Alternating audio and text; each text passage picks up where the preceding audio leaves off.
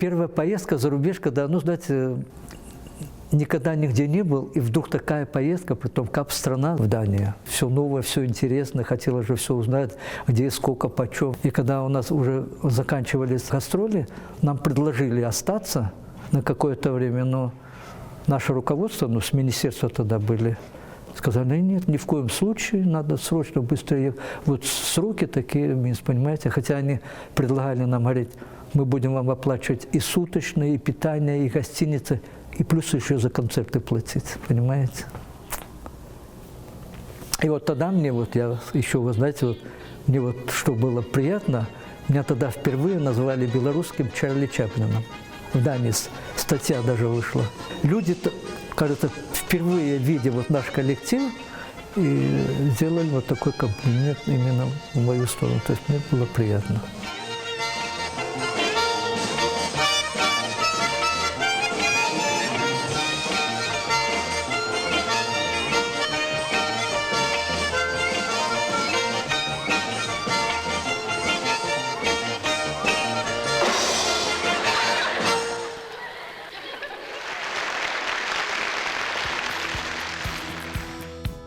Заслуженный артист Республики Беларусь Федор Балабайко стоял у истоков ансамбля «Хорошки» и до сих пор выходит на сцену, уже более 30 лет.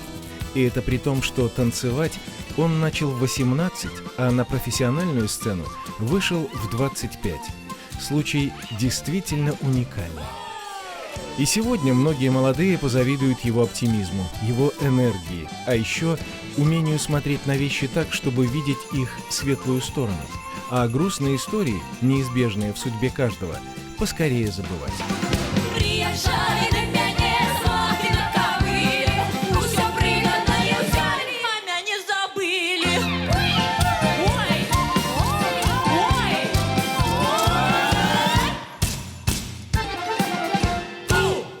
Когда мы вообще только создались, программа была необычная вообще для всей Белоруссии, понимаете? Таких номеров не было вообще нигде.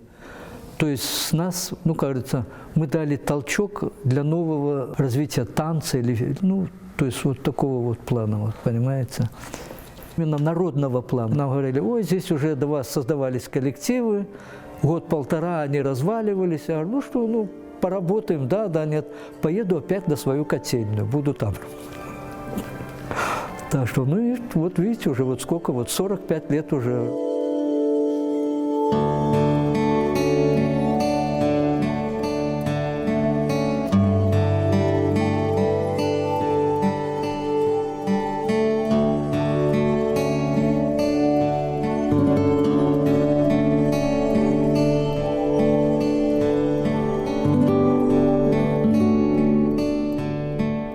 Мать вообще-то москвичка сама, отец белорус. Ну и не знаю, мне мать в свое время говорила, что она танцевала в филиале Большого театра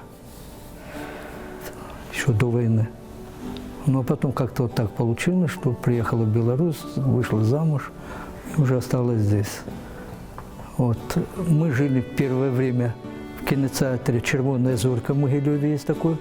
Потому что отец работал киномехаником. В кинотеатре жили, да. У нас комната там была. Главное, у нас комната, и здесь же рядом это вот будки где-то, вот, ну, киномеханики. Отец киномехаником работал. Кино идет, а я же сидел же в рубке самой, и вот так вот делал, вот, а там же в зале это вот, и там зрители начинали свистеть, все, что меня раз за шкирки. Отсюда вон 4-5 лет мне тогда было.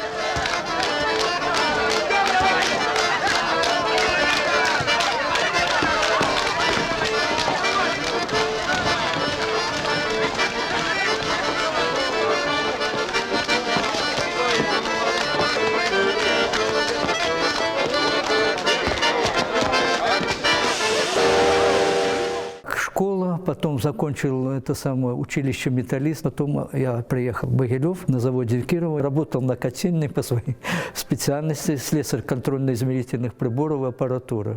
Где-то в 67-м, точно не помню уже, приехали Валентина Ивановна и Николай Григорьевич Дученко в этот дворец культуры имени Кирова. Вот стали руководителями ансамбля «Веснянка». Вот оттуда вот все и пошло. Федя Балабайка наш общий любимец и главное открытие коллектива, так мы считаем. В каждом танце он создает яркий запоминающийся образ. Но, пожалуй, самая большая удача Феди – это роль приказчика в деликатной кадрили.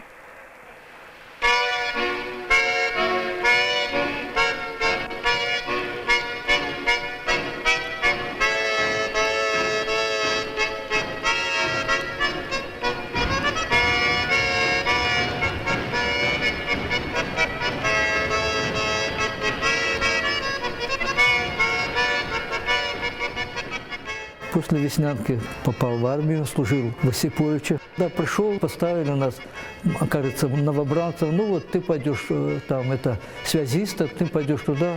Так, ну ты вот самый маленький, ты пойдешь вот разведчик-дальномерщик. На смену тоже паренек был где-то, ну, может, чуть-чуть выше меня.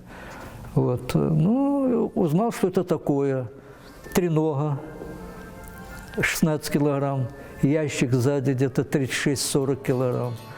И вот там говорят, вот видишь, вот там вот место, да, вот время пошло, надо расставить и все. И вот бегом туда, расставляешь, дальность меряешь, указываешь сколько, то есть. Ну, знаете, все познается в сравнении.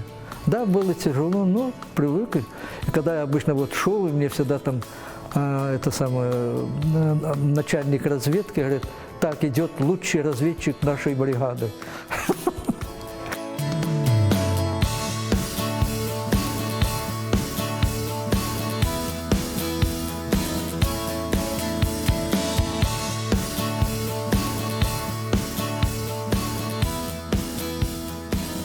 В 1974 году им предложили при филармонии создать коллектив.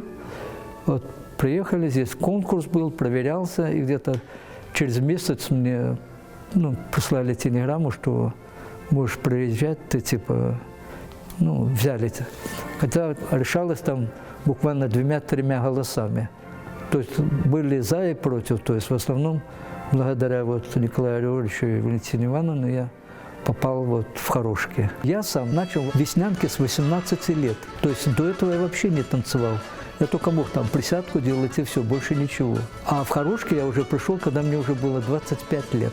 То есть уже люди к этому времени 7-8 лет имеют профессионального стажа.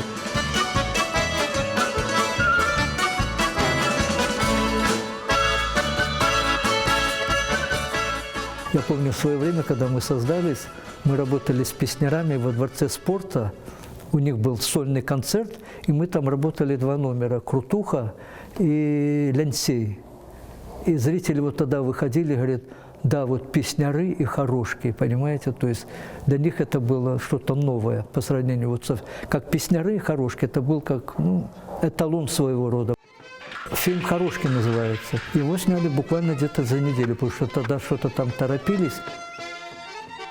Я говорю, так, прежде чем я прыгну, вы заметьте, если вот так будет, я прыгну. Если выше это, я не прыгну, потому что я утону. Вот там мне колом замерили, померили, говорят, все нормально, не утонешь.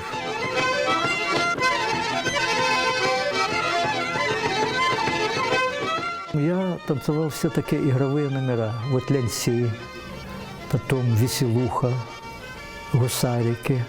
Ну и там «Суббота». То есть в основном вот эти вот 3 номера, которые были, кажется, стержнем, понимаете? То есть игровые номера. Все такие были хорошие, все, знаете, такие народного плана. А именно это игровые номера. В кадриле там 4 пары, партнерша у меня была такая вот высокая, первая самая, Ира Иванова. Мы когда шли иногда-то в городе или где-то, всегда говорили, ну и пара. Хотя, знаете, не знали, что это мы, танцоры просто.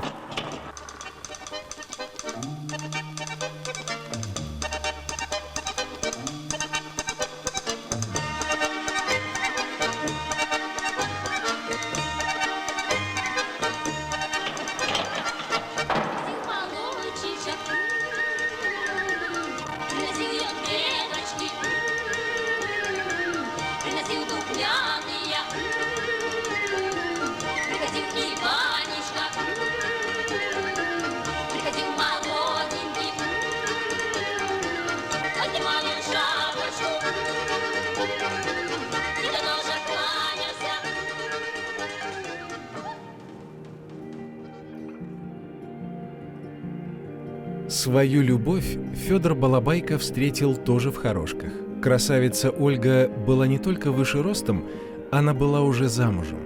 Но настоящую любовь не остановит ни первое, ни второе. И вот они вместе уже более 30 лет.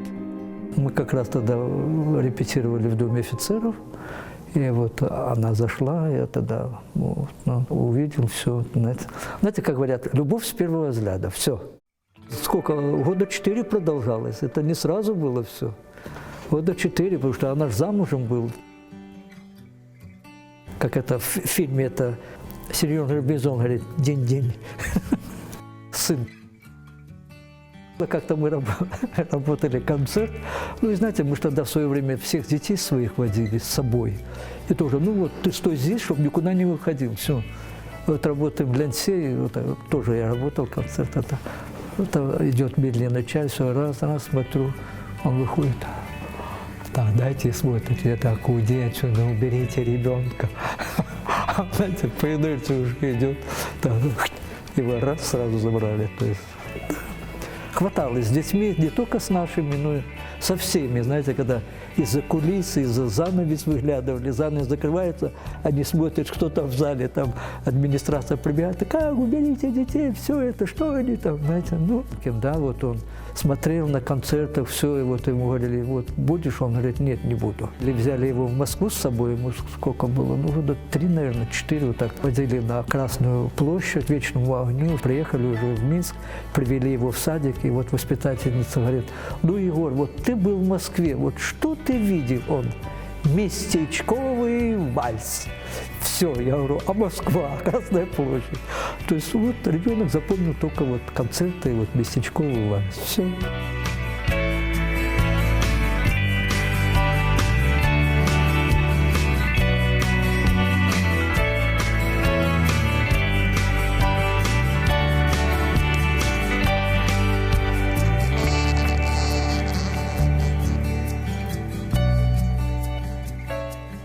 Не Белоруссии, в Лондоне. И вот мы работали там на площадке, ну, знаете, мы вообще впервые работали, что был бассейн огромнейший, и посредине бассейна была площадка, где мы работали на зрителя. То есть привыкнуть было сложно, потому что зритель был практически вокруг, кроме, ну, как вот сзади. Первые дни мы, знаете, терялись где-то вот, пока не привыкли. И вот как-то после какого-то концерта отработали, заходит к нам Тэтчер, и все это, thank you very much, оценила наше искусство и все прочее, белорусское именно. Всякое бывало. И были, и вот, знаете, когда мы были это самое в Афганистане, там был юбилей революции или чего-то, а тогда это самое, еще, знаете, вот эти самолеты летали, отстрелы делали, мы не знали, что это вообще такое. И когда спросили, что это такое, то говорят, ну, вдруг вот душманы выстрелить, чтобы ракета ушла в сторону. То есть, когда мы туда приземлились, было нормально. Потом, когда все это узнали, думаю, господи, чего мы сюда прилетели? Потом, когда уже мы возвращались, сели в самолет, и я смотрю, весь салон стал креститься, что взлетели, понимаете? Когда мы взлетали, то взлетали вот так вот, почти вертикально, понимаете? И с двух сторон вертолеты летели, отстрелы делали. Работали для солдат наших всех. Приятно было, когда собирались. Ну, тоже охрана была, тоже сильная, чтобы, как говорится, не дай бог, провокации были там, понимаете? Знаете, когда работали, там, танцевали, песни пели, и солдаты, и даже, знаете, и генералы, все, и слезы на глазах были, понимаете. Кажется, частичку Родины привезли им туда. Знаете, для них было приятно это.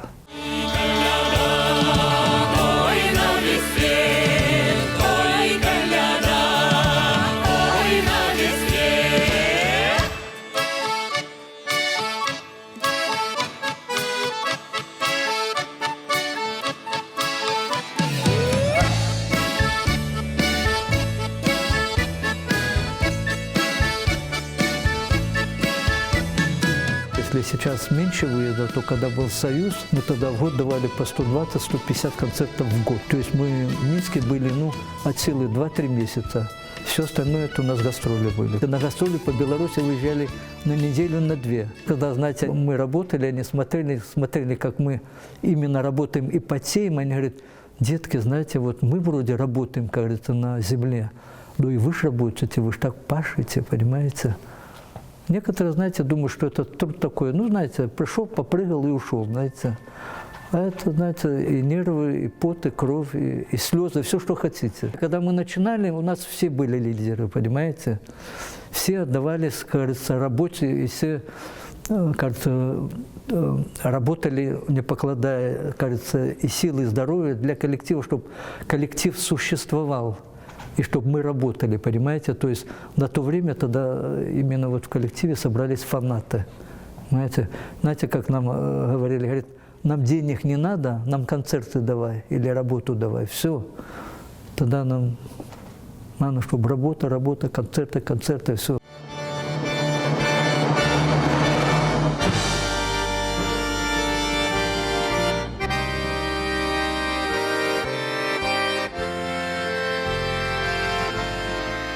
В Полоцкой тетради вот есть номер такой «Пилигримы», и вот где я, как говорю, еду как монах на ослике. И вот мой выезд, я там говорю, вот он все вам даст, все, вот слушайте его, вот только меня, вот все. То есть, ну вот у меня буквально по авансцене мой выход и уход, и все, больше ничего. Это буквально, ну от силы, если секунд 40-50, это все вот. Все мое выступление в этом номере. Полоцкий шиток – это именно история, это где-то именно там 16-17 век, вот это вот. То есть это целое полностью отделение, именно вот там, где-то минут 50 или час, понимаете. Там идет замок, потом соколиная охота, пилигримы, ремесленники, праздник предместья, стражник. То есть это вот номера, которые входят вот в эту программу.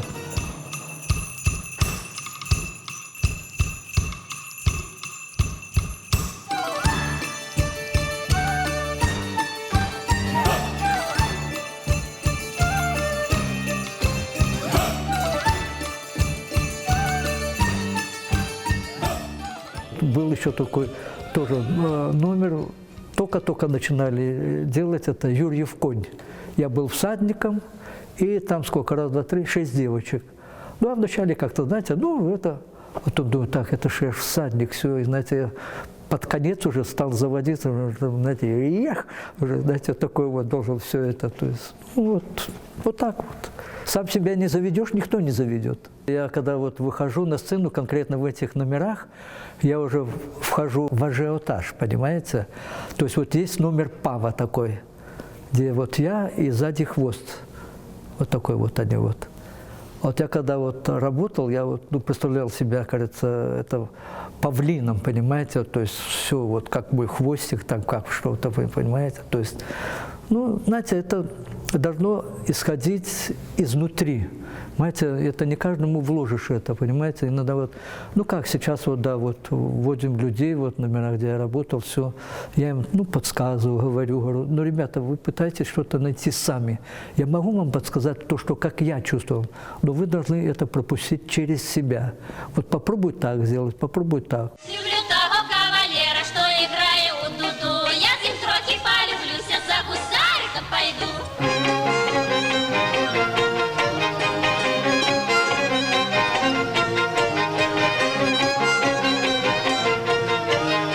Кто попадает в шоу, тот сюда уже не возвращается. Зарплаты не сильно такие лихие. Знаете, если 300 рублей, живя в общежитии, знаете, это сложно очень. Ну, хорошо, когда, если родители помогают, а если нет здесь, понимаете, то есть ребята где-то подрабатывают. Сложно выжить на такие деньги. Валентина Ивановна, она очень болезненно это воспринимает. Когда она, знаете, говорит, на вас было потрачено столько времени, энергии, и труда и всего прочего, и вы потом через 2-3 года, через 4-5 вы уезжаете, все. То есть это уже вы, кажется, обрубаете в хорошках все. Она надеется, что этот человек будет работать, что-то с него можно потом выжить, сделать, показать, все, а он потом раз пишет заявление об уходе. Все. Было увольнение из, без преувеличения, родного коллектива и в жизни Федора Балабайка. Что стало причиной, сегодня он вспоминать не любит. Но о том, как вернулся в Хорошки, рассказывает с улыбкой. пришлось уволиться. Конечно, я переживал лихо, знаете, все это, знаете, на нервах все было, понимаете. Потом вернулся уже. Потом сразу меня не вводили в программу, а смотрели на мою реакцию, как мои номера, которые работали, как я.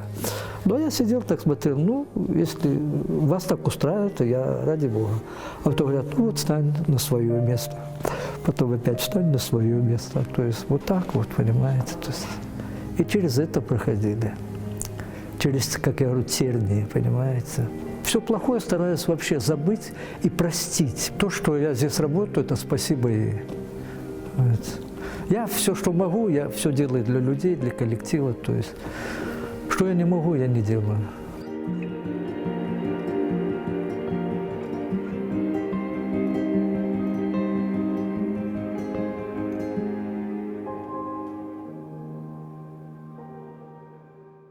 У нас вот в коллективе, у нас всегда на день рождения, вот Валентине Ивановне, там, Николаю Григорьевичу, там, репетиторам, я всегда делаю какие-то музыкальные кусочки, именно музыку подбираю. Но первое время, вот когда Валентине Ивановне было 60 лет, концерт был в Доме офицеров, и мы там, я вот подобрали песню Гарика Сукачева «А я милого узнаю по походке». И получилось как раз после отпуска, и вот этот был юбилей концерт в этом самом Доме офицеров. И мы буквально там может, за час или за какое-то время супруга там подсказала идею вот это кусочек сделать. И вот я одел галифе, шляпу, шарфик такой. Там ребята, которые не были заняты, там идет проигрыш, меня там на руках выносили, я с цветами сидел, потом меня выпускали. И вот, а я милого узнаю по походке. И там с этими галифе ходил, все. А после отпуска, знаете, наел, живот вот такой. Галифе чуть не трещало там, понимаете. Вот. И как-то вот после этого как-то... Ну, по крайней мере, мне нравится вот людей поздравлять. Люблю ходить по магазинам. Вы знаете, вот мне нравится ходить, вот как я говорю, шморгаться, вот туда-сюда, смотреть, там что-то покупать, там, звоню супруге, говорю, вот что надо, это надо, это надо, это. Она говорит, вот надо купить это. Все, то есть вот мне просто, нравится это и все. Вот. Меня не принуждают, ничего, я сам хочу этого. Я сам хожу и все. Каждый человек выбирает свой взгляд на мир. Взгляд через призму обид, раздражения или через увеличительное стекло оптимизма. Но есть люди, которые помогают окружающим чаще улыбаться, и это их подарок всем нам. Поначалу кажется, что вся жизнь такого человека похожа на яркий веселый танец. Но мы же знаем, сколько труда требует эта легкость на сцене и в жизни.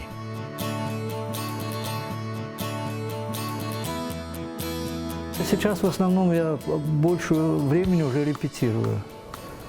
То есть вот конкретные какие-то номера, вот надо распределить номера, вот, и каждый отвечает за свой номер. Вводим молодых, репетируем даже с теми, которые уже танцевали, какие-то замечания, потому что, знаете, иногда затанцовывается, забывается, приходится, бывает там номер какой-то забыли, приходится его восстанавливать по-новому, понимаете, то есть так вот. Иногда он дает мне возможность выходить. Работаю, да, иногда. Если бы у меня не случилась вот проблема со здоровьем, так, может быть, я бы еще танцевал, понимаете, а так как уже была операция вот, на сердце. Как я, знаете, с молодыми иногда говорю, слушайте, я хочу дожить до 100 лет, но вы меня 5 лет забираете. Я говорю, понимаете, вот я из-за вас до 95 только доживу, вы понимаете.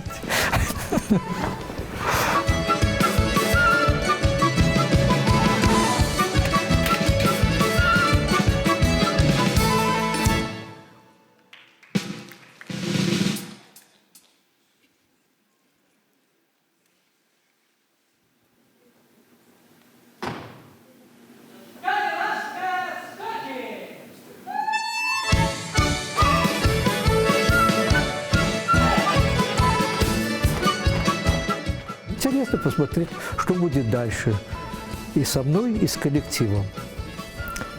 Хочется, чтобы коллектив процветал, знаете, существовал и продвигался дальше.